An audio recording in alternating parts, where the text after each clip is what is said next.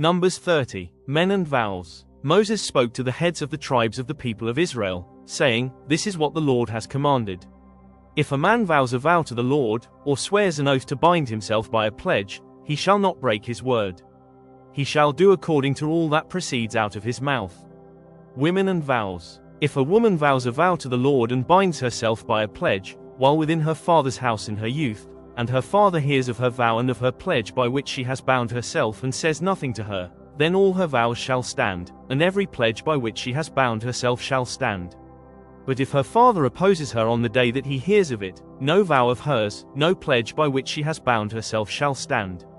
And the Lord will forgive her, because her father opposed her.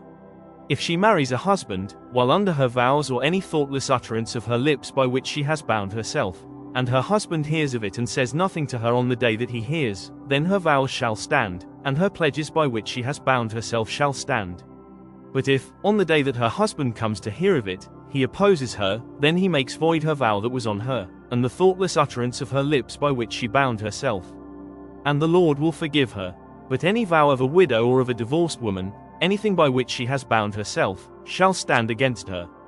And if she vowed in her husband's house or bound herself by a pledge with an oath, and her husband heard of it and said nothing to her and did not oppose her, then all her vows shall stand, and every pledge by which she bound herself shall stand. But if her husband makes them null and void on the day that he hears them, then whatever proceeds out of her lips concerning her vows or concerning her pledge of herself shall not stand. Her husband has made them void, and the Lord will forgive her. Any vow and any binding oath to afflict herself, her husband may establish, or her husband may make void. But if her husband says nothing to her from day to day, then he establishes all her vows or all her pledges that are upon her. He has established them, because he said nothing to her on the day that he heard of them. But if he makes them null and void after he has heard of them, then he shall bear her iniquity. These are the statutes that the Lord commanded Moses about a man and his wife and about a father and his daughter while she is in her youth within her father's house. Numbers 31. Vengeance on Midian. The Lord spoke to Moses, saying, "Avenge the people of Israel on the Midianites. Afterward you shall be gathered to your people." So Moses spoke to the people, saying, "Arm men from among you for the war, that they may go against Midian to execute the Lord's vengeance on Midian. You shall send 1,000 from each of the tribes of Israel to the war." So there were provided, out of the thousands of Israel, 1,000 from each tribe, 12,000 armed for war. And Moses sent him to the war, 1,000 from each tribe, together with Phinehas the son of Eleazar the priest, with the vessels of the sanctuary and the trumpets for the alarm in his hand. They warred against Midian, as the Lord commanded Moses, and killed every male. They killed the kings of Midian with the rest of their slain, Evi, Rechem, Zur, Hur, and Reba, the 5 kings of Midian. And they also killed Balaam the son of Beor with the sword. And the people of Israel took captive the women of Midian and their little ones, and they took as plunder all their cattle, their flocks, and all their goods. All their cities in the places where they lived, and all their encampments, they burned with fire, and took all the spoil and all the plunder, both of man and of beast. Then they brought the captives and the plunder and the spoil to Moses, and to Eleazar the priest, and to the congregation of the people of Israel, at the camp on the plains of Moab by the Jordan at Jericho. Moses and Eleazar the priest and all the chiefs of the congregation went to meet them outside the camp. And Moses was angry with the officers of the army, the commanders of thousands and the commanders of hundreds, who had come from service in the war. Moses said to them, "Have you let all the women live?" Behold, these, on Balaam's advice, caused the people of Israel to act treacherously against the Lord in the incident of Peor, and so the plague came among the congregation of the Lord. Now therefore, kill every male among the little ones, and kill every woman who has known man by lying with him. But all the young girls who have not known man by lying with him keep alive for yourselves.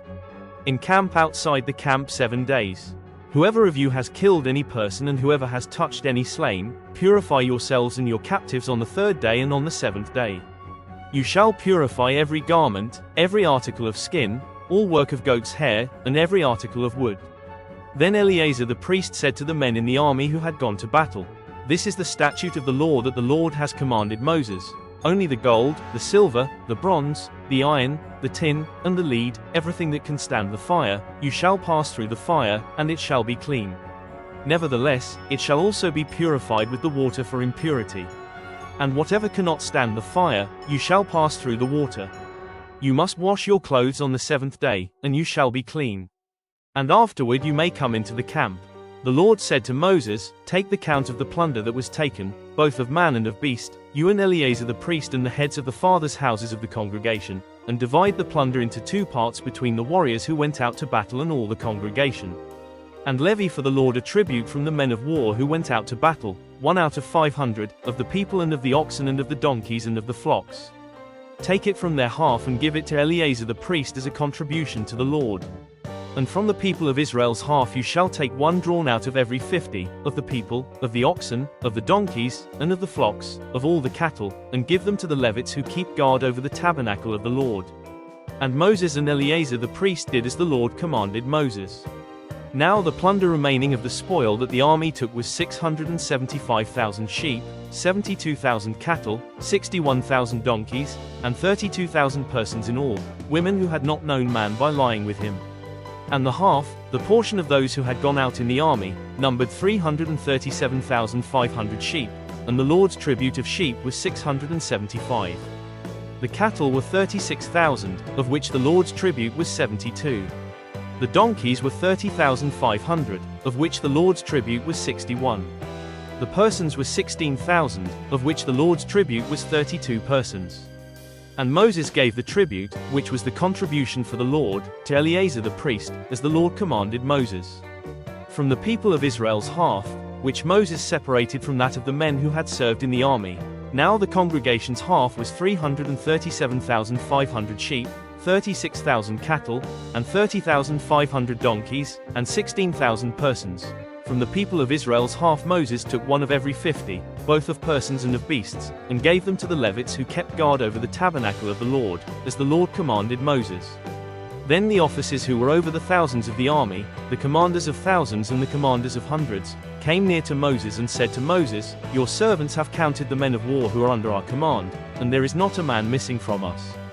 And we have brought the Lord's offering, what each man found, articles of gold, armlets and bracelets, signet rings, earrings, and beads, to make atonement for ourselves before the Lord. And Moses and Eleazar the priest received from them the gold, all crafted articles. And all the gold of the contribution that they presented to the Lord, from the commanders of thousands and the commanders of hundreds, was 16,750 shekels. The men in the army had each taken plunder for himself. And Moses and Eleazar the priest received the gold from the commanders of thousands and of hundreds, and brought it into the tent of meeting, as a memorial for the people of Israel before the Lord.